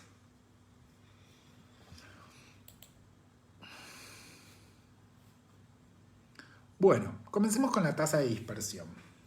Dispersión implica individuos que salen o que entran a una población determinada en un intervalo de tiempo determinado. Es decir, la dispersión es la inmigración y la emigración. ¿Sí? Decimos que la cantidad de individuos que ingresan en un intervalo de tiempo a una población determinada se conoce como inmigración. Y emigración son la cantidad de individuos que salen. La dispersión es un fenómeno aleatorio que se da por diferentes causas, ¿no? Por ejemplo, puede soplar el viento y agita las hojas agita la copa de un árbol y ahí vuelan las semillas. Ahí están emigrando. Vuelan lejos, no sabemos cuánto vuelan, ¿sí? Llovió mucho, se produjo una pequeña inundación y el agua arrastró ciertas semillas hacia una población. Bueno, eso es inmigración. Fíjense que son fenómenos aleatorios. La semilla salió o entró producto del azar, de que hubo un evento aleatorio, climático, que hizo que la semilla saliera o que entrara. ¿Sí? Esto lo estoy aclarando porque no hay que confundir dispersión con migración. A pesar de que las palabras inmigración y emigración tienen, ¿no?, como esta raíz de migración, no es lo mismo. La migración no es un fenómeno aleatorio, es un fenómeno estacional, generalmente, donde toda la población se traslada hacia otro lugar en busca de mejores recursos, ¿sí? Y también suelen ser fenómenos de ida y vuelta, ¿no? Tipo, los bichos se van para allá y después vuelven para acá en busca de recursos. No es un fenómeno aleatorio y no es una propiedad emergente, la migración. Lo que es la propiedad emergente es la idea de dispersión, los bichos que salen y entran de esa población producto del azar, ¿no? Entonces, no confundir estas dos cosas, migración con dispersión. Esta dispersión puede ser de distintos tipos. Puede ser lo que llamamos como una dispersión activa, donde los organismos se van a dispersar por sus propios medios, salen caminando, ¿sí? o salen volando, o salen nadando, o lo que sea, a una dispersión pasiva, donde hay un agente de dispersión. Ese agente de dispersión puede ser diferente, puede ser el agua, y hablamos de hidrocoria, puede ser el viento, y hablamos de anemocoria, puede ser el ser humano, y hablamos de antropocoria, y puede ser otro animal, y hablamos de zoocoria. Ejemplos hay un montón, ¿no? Digamos, el viento y el agua se imaginan que son agentes que trasladan, ¿no? En el caso de la zoocoria suele darse, por ejemplo, o ya sea por,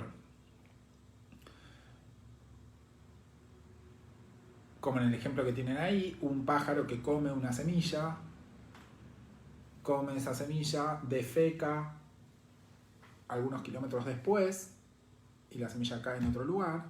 O también puede ser, por ejemplo, porque se le pegan cosas, ¿no? Vieron los abrojos de las plantas, digamos, es una estrategia de dispersión que tienen las plantas, donde el abrojo se le pega a los mamíferos y el bicho camina, pasa, toca la planta, se le pegan los abrojos, camina, esos abrojos generalmente contienen las semillas y se caen, o el bicho se los saca unos kilómetros más adelante, ¿sí? El caso de la antropocoria sería como una zoocoria también, en el sentido de que hay un agente de dispersión que es un animal, en este caso particular sería el ser humano. La antropocoria es muy importante. Hay antropocorias que son intencionales y antropocorias que son no intencionales, ¿sí? En el caso de las antropocorias, pero independientemente de si existe o no existe intención, suelen ser uno de los problemas más grandes de especies invasoras, de generar especies invasoras, ¿no? Ejemplos de antropocorias intencionales tenemos el traer animales o plantas, ya sea para caza, como fue el ejemplo de los castores o de los jabalíes, y plantas ornamentales. Es decir, ay, qué linda plantita, la voy a llevar para tener. Una de las cosas que pasó en el Delta, ¿no? Digamos, históricamente en el Delta, donde se ubicaban las familias como ricas, muchas de esas familias traían plantas de Europa para recrear los jardines europeos en el Delta. Entonces, muchas plantas invasoras que hay en el Delta tienen ese origen, ¿sí? Después hay un montón de antropocoria que no es intencional. Un ejemplo tonto, pero muy común, es: me mudo de casa, me llevo mis muebles. Bueno, me llevo los muebles y quizás adentro de ese mueble hay alguna cucaracha. Me estoy llevando cucarachas hacia mi casa nueva que limpié y la dejé hermosa para llevar mis muebles, y de repente tengo un montón de cucarachas porque me las llevé. O en casos más extremos, ¿no? Digamos, diversas organismos que se pegan, por ejemplo, a barcos y demás, y que de forma no intencional esos barcos trasladan esos organismos de un lado para el otro, ¿no? En muchos países hay como hay gente encargada de revisar contenedores y demás, de que no traigan pestes, ¿no? Digamos, escarabajos o cosas así que pueden generar o pueden descontrolarse en el país y generar una plaga, ¿no? De hecho, cuando van al sur muchas veces pasan, creo, a Río Negro y lo fumigan contra diferentes cosas para evitar que ingrese, por ejemplo, mosca de la fruta o cosas hacia Río Negro, ¿no? Esos serían ejemplos de antropocoria, o medidas de control de antropocoria no intencional, ¿no?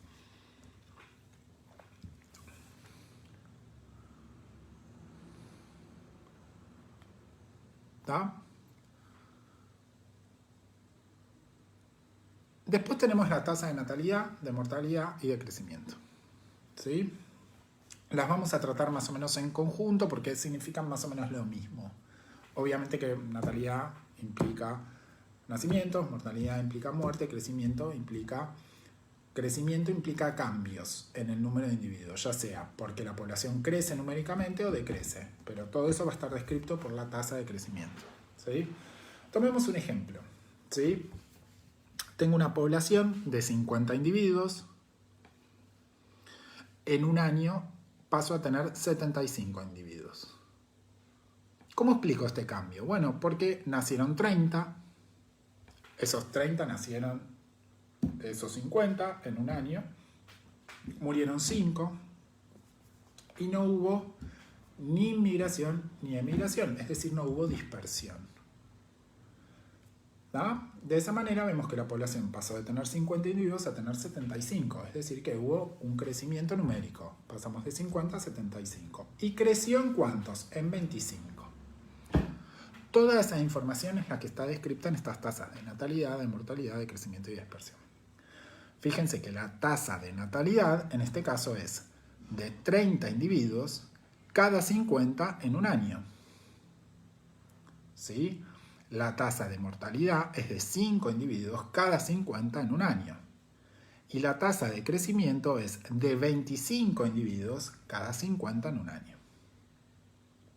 ¿Está? Fíjense las letras con las cuales describimos cada una de estas variables. Tasa de natalidad se describe con B larga. Tasa de mortalidad se describe con D de dedo. Esas siglas vienen del inglés, birth y death. ¿Sí? Lo tienen ahí abajo. Birth, death. ¿Sí? Mantengo esas letras por convención porque es lo que van a tener en el libro también. Entonces, para no hacerle el matete de letra mayúscula, minúscula, bla, bla, trato de mantener las que tienen en el libro. ¿Sí? Pero sepan que vienen de ahí. ¿Está? Ahora bien, si nos ponemos a pensar, decir, bueno, nacen, la tasa de natalidad es de 30 cada 50, es un valor proporcional. Es decir, nacen 30 de cada 50. Proporcionalmente sería lo mismo decir que nacen 60 de cada 100. ¿Sí? O que nacen 3 de cada 5. Proporcionalmente es lo mismo. ¿Se entiende? Y es muy común trabajar con proporciones en poblaciones.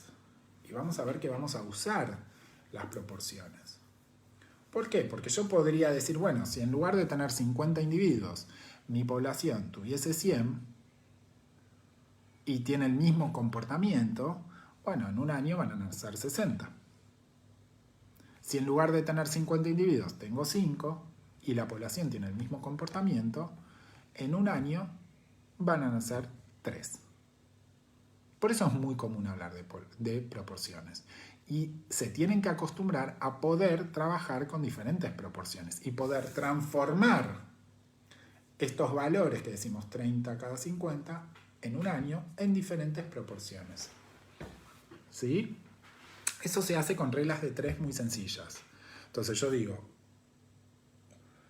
cada 50 individuos nacen 30. Si quiero expresar esa proporción, cada 100, ¿cuántos van a nacer? Cada 1000, ¿cuántos van a nacer? Cada 111, ¿cuántos van a nacer? Cada 2, ¿cuántos van a nacer? Puedo jugar con cualquier proporción. Nacen 30 en un año. Si yo quiero expresar eso en 2 años, en 2 años, ¿cuántos van a nacer? En 5 años, ¿cuántos van a nacer? En 6 meses, ¿cuántos van a nacer? Puedo trabajar con cualquier unidad temporal y puedo convertir esta proporción de 30 nacimientos cada 50 en un año en cualquier proporción. Puedo expresarlo cada 100 en 6 meses, cada 5 en un mes, cada 80 en 2 años, no sé. Puedo transformar esa proporción en lo que quiera. ¿Sí?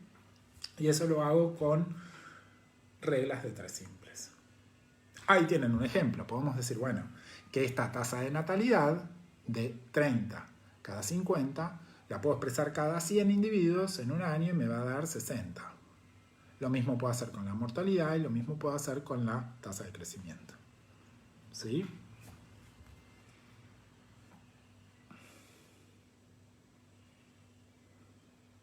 Ahora bien, volvamos a pensar la tasa de crecimiento. La tasa de crecimiento es un parámetro sumamente importante para trabajar con poblaciones y suele costarles entender numéricamente qué significa la tasa de crecimiento, sobre todo cuando empezamos a trabajar con valores proporcionales individuales. ¿Sí? Porque así como se puede expresar cada 100, ¿no? Yo puedo expresar esta tasa de natalidad por individuo para tener una idea de cuánto contribuye cada individuo a esa población en nacimientos, proporcionalmente, ¿no? Entonces yo puedo decir, bueno, si cada 100 la natalidad es de 60, ¿no? Por individuo la natalidad es de 0,6. Fíjense que acá, al expresarlo por individuo, estoy hablando con comas. Estoy diciendo que la tasa de nacimiento es por individuo 0,6. ¿Qué quiere decir? Que nace un bicho que tiene 2 brazos, una pierna y la mitad de la cara. No, digamos, sino que es un valor proporcional. Entonces, si yo ese valor proporcional lo traslado a la cantidad de individuos que tiene mi población, va a tener un número entero. Pero es un valor proporcional. Entonces yo estoy teniendo la idea de que por cada individuo aporta 0,6 al nacimiento. ¿Sí? Entonces, cuando suelo trabajar con unidades, es decir, expresar estas tasas de natalidad, de crecimiento, de mortalidad por individuo, ahí se suele complicar la interpretación. Pero eso es lo que estamos queriendo decir. Entonces, volvamos al concepto de tasa de natalidad. La tasa de natalidad no es ni el valor inicial ni el valor final. Si tenemos ese ejemplo que mencionamos en la diapositiva anterior, yo tengo 50 individuos, pasa un año, tengo 75. La población creció en 25. 25 es mi tasa de crecimiento. 25 cada 50 en un año. Esa es mi tasa de crecimiento. Entonces, esa tasa de crecimiento puede entenderse como el cambio, el número de individuos, el cambio en el número de individuos en un intervalo de tiempo determinado. ¿Sí? Fíjense que pasamos de tener 50 a tener 75. El cambio que observamos es de 25 individuos en un intervalo de tiempo determinado. ¿Está? Fíjense que matemáticamente eso lo puedo calcular de la manera que tienen ahí. Es decir, n final, es decir, el número de individuos al final de ese intervalo, menos el número de individuos al inicio de ese intervalo, dividido el tiempo final menos el tiempo inicial, eso me va a dar la tasa de crecimiento. Matemáticamente, final menos inicial es delta, ¿se acuerdan? Entonces sería delta n sobre delta t. Si yo hago eso, hagan esa cuenta, van a ver que es 75 menos 50 me da 25, ese es mi delta n. 1 menos 0, porque estamos hablando de valores anuales, 1 menos 0 es 1. Entonces van a ser 25 dividido 1, 25. Mi tasa de crecimiento es de 25 individuos por año. ¿Está? Esto que mencionaba hace un ratito, cuando hablamos de tasa de crecimiento no implica que la población siempre esté en crecimiento numérico. Porque imagínense que si hubiésemos pasado de 50 a 25, y yo hago esta cuenta, tengo 50 hoy, y en lugar de tener 75 al final de ese intervalo, tengo 25.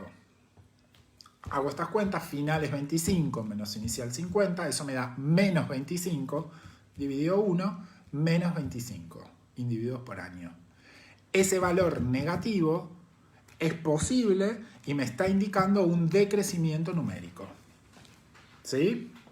Entonces me va a estar diciendo que la población está decreciendo. Se llama tasa de crecimiento, porque me está dando, esa tasa de crecimiento me está dando un valor negativo, ¿sí? Que me indica que la población está en decrecimiento numérico. ¿Sí?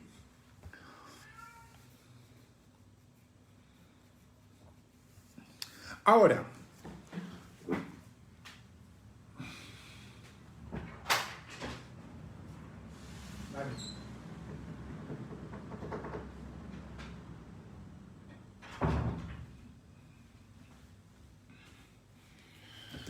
perdón, estaba la jauría desesperada por entrar. Ahora, con estos parámetros, nacimientos, muertes, inmigración, emigración, puedo construir o puedo explicar por qué cambia el número de individuos de un momento a otro. Y puedo generar una ecuación, que es la primera ecuación que vamos a ver, que es la ecuación básica de dinámica poblacional. ¿Sí? Que nos va a explicar por qué cambia el número de individuos a lo largo del tiempo. ¿Sí? Entonces, pensemos en esto en ese ejemplo que dijimos al principio. 50 tengo al comienzo, 75 tengo al final. ¿Qué pasó en un año para pasar de 50 a 75? Bueno, pudieron haber pasado un montón de cosas que van a estar expresadas en esta ecuación de dinámica poblacional. Fíjense, empecé de 50. Se deben haber sumado individuos por nacimientos. Se deben haber perdido individuos por muertes. También es posible que se hayan sumado individuos por inmigración y se hayan perdido individuos por emigración. Entonces, ese valor n final o nt, ¿sí?, va a surgir del valor inicial que yo tenía, más los que nacieron, menos los que murieron, más los que emigraron, menos los que emigraron. ¿Sí?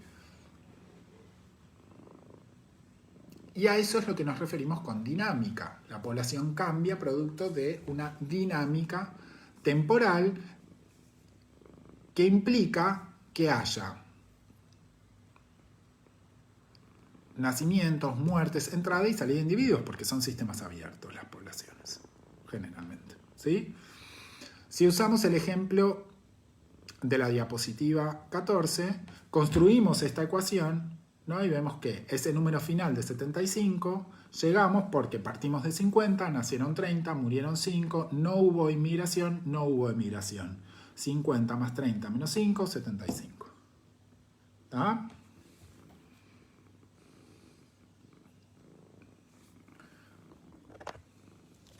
Con esta ecuación vamos a trabajar la semana que viene para desarrollar los modelos de crecimiento. Vamos a cerrar la clase de hoy con, bueno, ¿cómo determinamos el número de individuos que tiene una población? Porque estamos viendo que eso es como la base de cualquier estudio poblacional. ¿Cómo determinamos el número de individuos que hay en una población? Sea ahora, sea al año siguiente. ¿Cómo llegamos a este valor de 50? Bueno, para eso existen distintos métodos de muestreo que nos van a permitir determinar o estimar el tamaño de esa población. Y el método que yo voy a elegir va a depender de las características de la especie con la que esté trabajando. ¿Sí? Por ejemplo, puedo hacer lo que se llama un muestreo por cuadrantes y ese muestreo va a ser eficiente para organismos sésiles, es decir, organismos que no se mueven. Y para organismos móviles, por ejemplo, puedo utilizar una técnica de marcaje y recaptura. ¿Sí? Hay infinidad o hay un montón de técnicas para determinar el tamaño de la población. Nosotros vamos a ver estas dos, que son las más sencillas y quizás las más difundidas. A su vez, dentro de cada un muestreo por cuadrante se puede hacer de diferentes maneras, lo mismo que una técnica de marcaje y recaptura. ¿Sí? No es lo mismo marcar felinos que marcar insectos, qué sé yo. Hay diferentes técnicas para hacerlo y la forma en que a partir de los valores que yo obtengo determino la muestra, determino el tamaño de la población también son diferentes, ¿sí? Nosotros vamos a ver ejemplos sencillos, los más comunes, para que ustedes tengan una idea, pero esto lo van a reforzar en otras materias más adelante, técnicas de muestreo, la de fauna silvestre y demás, ¿sí? ¡Tita! El gato que me está arañando el sillón. Espera.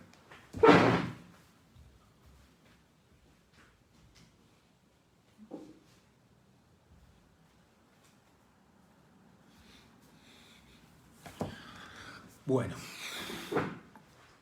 vamos a trabajar primero con el muestreo por cuadrantes. ¿En qué consiste? ¿Sí? Bueno, lo que necesitamos es tener una idea de la densidad para estimar el tamaño de la población. Es relativamente sencillo. Lo que hacemos es distribuir el área de estudio en cuadrantes, por eso se llama cuadrantes. ¿Está? Distribuir el área de estudio en diferentes cuadrantes. Y lo que digo es, o la idea básica detrás de este muestreo es decir, bueno, si en un cuadrante tengo 5 individuos, por poner un ejemplo, 5 individuos, si en un cuadrante de 1 metro cuadrado tengo 5 individuos, en 10 metros cuadrados voy a tener 50. Esa es la idea, ¿no? Digamos, decir, bueno, si yo sé que en un cuadrante de 1 metro cuadrado tengo 5 individuos, mi área tiene 10 metros cuadrados, bueno, es posible que haya 50 individuos. ¿Tá?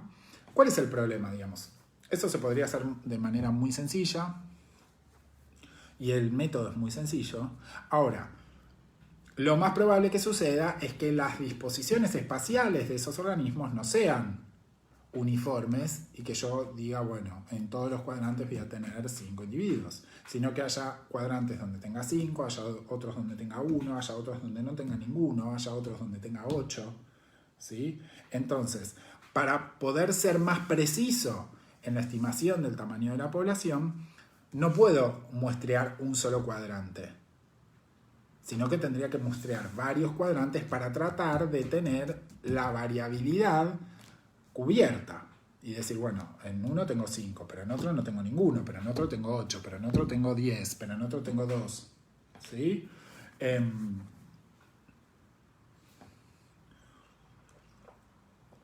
Entonces, para disminuir el error que yo puedo cometer en hacer esta extrapolación que estoy haciendo, ¿sí?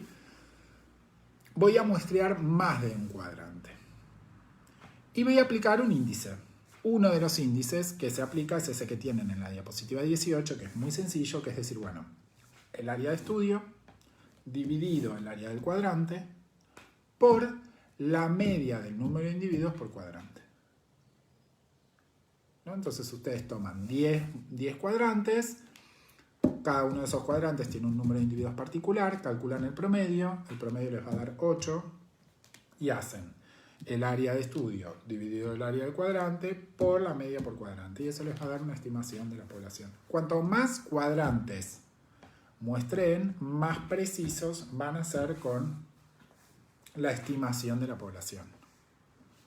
¿Tá? Eso es muy importante que lo tengan en cuenta. ¿Cuántos cuadrantes tienen que muestrear? Bueno, eso va a estar dado o eso va a estar definido por diferentes cosas. Una de esas cosas va a ser, hay diferentes, como decía al principio, hay diferentes técnicas que nos van a permitir cuál va a ser el tamaño de muestra que yo tengo que tomar, es decir, cuál va a ser el tamaño de cuadrantes que tengo que contar los individuos para ver o para cometer un error lo más chico posible.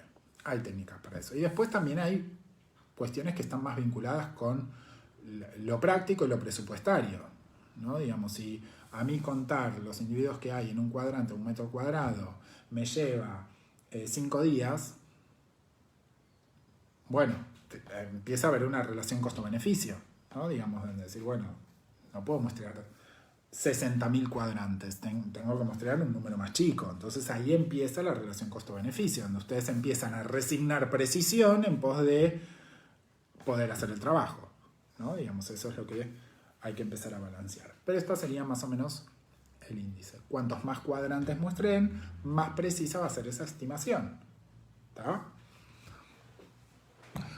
Obviamente estamos frente a un ejemplo donde me es imposible censar la población, ¿no? Donde no puedo censar la población.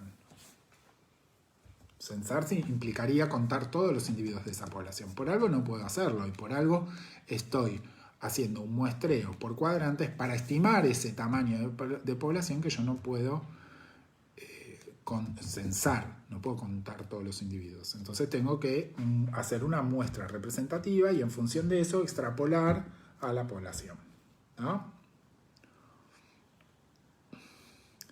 Para organismos móviles habíamos dicho que trabajábamos con marcaje y recaptura, ¿sí? Como el nombre lo indica, este método consiste en capturar el organismo con el que yo voy a trabajar, marcarlo, hacerle alguna marca, liberarlo, ¿sí? En un segundo evento de muestreo, lo que voy a ver es cuántos organismos marcados recapturo, ¿sí? Esa es la idea. Y en función de eso estimo la población. Es decir, yo voy al campo,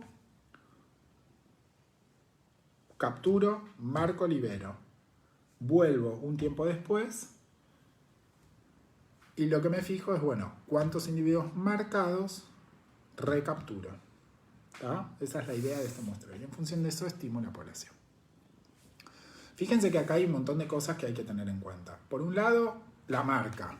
La marca tiene que ser una marca que no afecte al bicho, porque si lo afecta de alguna manera, es posible que yo después, cuando vuelva un tiempo después, no recapture nada, porque si los bichos se vieron afectados, si se murieron, por ejemplo, en ese intervalo de tiempo, no voy a recapturar nada. ¿Se entiende? Lo otro que es tener en cuenta cuánto tiempo tiene que pasar entre un muestreo y el otro.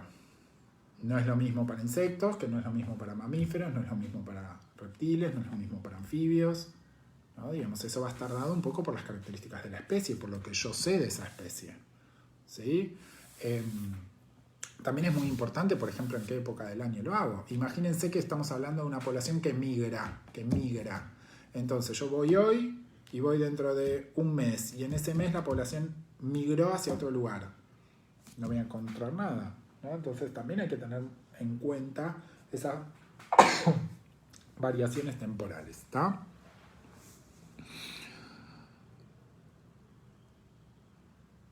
A partir de los valores de recaptura que yo obtengo, hay diferentes índices para calcular el tamaño de la población. Uno de los más comunes es el índice de Lincoln, que es el más sencillo y es el que vemos nosotros. ¿Tá? Ese índice, fíjense que tiene en cuenta, ese índice que se calcula, N es el tamaño estimado de la población. Lo que yo voy a estimar de la población, ¿en función de qué? En función de los individuos capturados y marcados en el primer evento de muestreo por el número de individuos capturados en el segundo muestreo, dividido el número de individuos recapturados. En función de eso voy a obtener un valor. ¿Sí? Fíjense que la idea de este índice lo que me dice es, bueno, yo voy hoy, capturé 10 y marqué 10. Voy la semana que viene, supónganse, y capturo 10. De esos individuos que capturé la segunda vez, tengo muy poquitos marcados. ¿Qué significa? Que mi población es grande. ¿Por qué? Porque yo volví al lugar y encuentro individuos que no había visto la primera vez, lo cual me está dando un indicio de que mi población es grande. Si yo vuelvo la segunda vez y todo lo que encuentro son individuos marcados, significa que mi población es pequeña y que yo la muestré el primer día que fui. ¿Se entiende? Entonces, esa es la idea de este índice. ¿Cuáles son los problemas que puede tener este índice? Bueno, cuanto más cambios tenga la población entre un momento y el otro, más error va a tener este índice. ¿Sí? La idea es que la población no cambie y que yo vaya hoy, vaya la semana que viene y sea la misma población. Pero se pueden haber dado cambios, muertes, inmigraciones, emigraciones, pérdidas de bichos marcados, que se hayan muerto individuos marcados. Todo eso va a afectar mi estimación. Y todo eso es lo que yo tengo que tener en cuenta a la hora de calcular este índice. Que el espacio temporal no sea muy grande para permitir estos cambios, que estos cambios no sean tan marcados. ¿Sí? Que la marca no afecte a los bichos, entonces que el bicho pueda sobrevivir el tiempo necesario a que yo vaya la segunda vez. ¿Sí? El tipo de índice que van a usar para determinar la población a partir de marcaje y recaptura va a depender un poco de los organismos con los que trabajen. El índice de Lincoln, insisto, es uno de ellos. ¿Sí? Bueno, con esto llegamos al final de la clase de hoy. Tengan en cuenta, la clase de hoy es muy importante y no vuelvan a repasarla y van a ver, la semana que viene vamos a trabajar con modelos de crecimiento. A partir de entender cómo se comporta o cómo cambia el número de individuos a lo largo del tiempo a partir de modelos. ¿Sí? La clase que viene es bastante central e importante, así que traten de leer los capítulos correspondientes a modelos de crecimiento, ¿sí? Que es lo que vamos a ver la semana que viene. Eso lo van a encontrar en el libro, ya les digo, en el capítulo Modelos de Crecimiento, es el capítulo 10, ¿sí? No vamos a ver todo el capítulo 10 la clase que viene, porque hay algunas cosas en el capítulo 10 que están vinculadas con tabla de vida que nosotros lo vemos en otro momento. Pero sí estudien o lean los modelos de crecimiento. Y repasen esta idea de tasa de crecimiento, cambios en las unidades y demás, ¿sí? Bueno, cualquier duda que tengan para el parcial y demás, me escriben por mail. La semana que viene no va a haber teórico, sino que tienen los exámenes. Les voy a estar mandando información a través del Facebook y de el mail, pero cualquier duda que tengan me avisan. Buena semana y nos estamos viendo. Adiós.